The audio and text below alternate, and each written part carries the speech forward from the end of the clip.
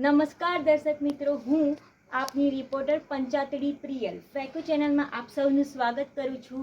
આજ ગુજરાતની સ્થિતિને જોઈને આપણે જોઈએ કે નાગરિકો કેટલા જાગૃત છે કે બધાએ મારા જેવા ઊંઘણશી છે। તો ચલો જઈએ પંચાયત કરવા, I mean to say interview લેવા। નમસ્કાર સર।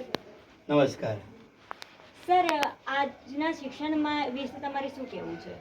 શિક્ષણ વિશે તો કહેવા જઈએ તો એક તો શિક્ષણમાં શું કહેવું એ જ નવી લાગે છે।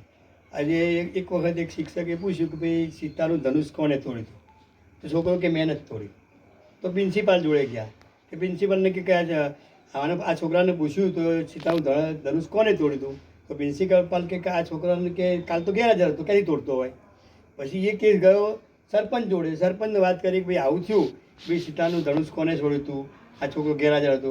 સરપંચ કે આ છોકરાનું વર્ષોથી ઓળખું, આ છોકરો તોડે એવો છે જ નહીં, વ્યવસ્થિત માણસ છે। તો પછી એ કેસ જો શાસના અધિકારી જોડે, તો શાસના અધિકારીએ આપણા શિક્ષણ મંત્રીને મોકલી, ભાઈ આવી પરિસ્થિતિ આવી એટલે શિક્ષણ મંત્રી કહી દીધું કે દરેક જગ્યાએ દરેક સ્કૂલમાં બબે ધનુષ આપી દો, એકાદ તૂટે તો એક પડ્યું રહે। એટલે આ દેશની પ્રજા, આ દેશના શિક્ષણમાં આવું ચાલી રહ્યું છે। Okay sir. સર, તમને એક દિવસ માટે શિક્ષણ મંત્રી બનાવવામાં આવે તો? મારી એ ક્વોલિફિકેશન છે નહીં, કારણ કે હું તો ભણેલો છું ને। કેમ સર? તો ભણેલા હોય તો ભણેલો માણસ શિક્ષણ મંત્રી બને જ નહીં। રાજકારણમાં ભણેલા કોણ છે? ભણેલો હોય નોકરી ધંધો જ કરે ને, શિક્ષણ મંત્રી થોડો બનતો હોય। Okay sir. આજના યુવાનો વિશે તમારું શું કહેવું છે? યુવાન વિશે કહેવા જઈએ તો મા બાપ બાધાઓ રાખી, દવાઓ કરી, દુવાઓ કરી અને છોકરાને જન્મ આપે છે, અને એ જ છોકરા માટે જન્મ આપે, છોકરા માટે બાધાઓ રાખવામાં આવે છે। એ છોકરો ઇન્સ્ટાગ્રામમાં અને ફેસબુકમાં છોકરી થઈને ફરે છે, આઈ મીન કે એની આઈડી છોકરીની હોય છે। આ આપણા દેશના યુવાનોની પરિસ્થિતિ છે। હા સર, તમારી કુટુંબ વિશે શું કહેવું છે? આજકાલના કુટુંબ વિશે? આજકાલના કુટુંબ વિશે કંઈ કહેવું છે જ નહીં, કારણ કે બે પતિ પત્ની જોડે રહે એ જ મોટું સંયુક્ત કુટુંબ કહેવાય છે મેડમ। તો તમારા હિસાબથી અત્યારે ગુજરાતની સ્થિતિ શું છે?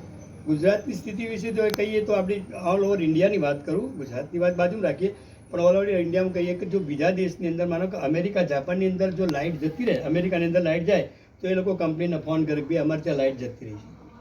જાપાનની અંદર જો લાઇટ જતી રહે ને તો એ લોકો ફ્યુઝ ચેક કરે કે ભાઈ આમાં ઇન્સ્ટ્રુમેન્ટમાં કંઈ પ્રોબ્લેમ નથી ને। અને આપણે ઇન્ડિયામાં જો લાઇટ જતી રહે, ગુજરાતમાં કે ઇન્ડિયામાં લાઇટ જતી રહે તો પાડોશીને પૂછે કે તમારે ત્યાં લાઇટ છે? ત્યાં હોય તો આપણે હોય। આ દેશની પરિસ્થિતિ છે। થેન્ક યુ સર, મારી સાથે પંચાયતમાં જોડાવા માટે। તમને મળીને અમને ખૂબ આઘાત લાગ્યો। આ ઇન્ટરવ્યૂ ફક્ત અમે આપણા મનોરંજન માટે બનાવ્યું છે। અમારે કોઈ સમાજ કે કોઈ નેતાને કે કોઈ પરિસ્થિતિ સાથે કોઈ લેવા દેવા નથી। અમે એનું કોઈ દુઃખ પહોંચાય એવું અમારી કોઈ ગણતરી હતી નહીં। આ તો ફક્ત મનોરંજન માટે બનાવ્યું છે, એટલે કોઈએ લાગતું ઓળખતું ઓઢી લેવું નહીં, માફ કરશો।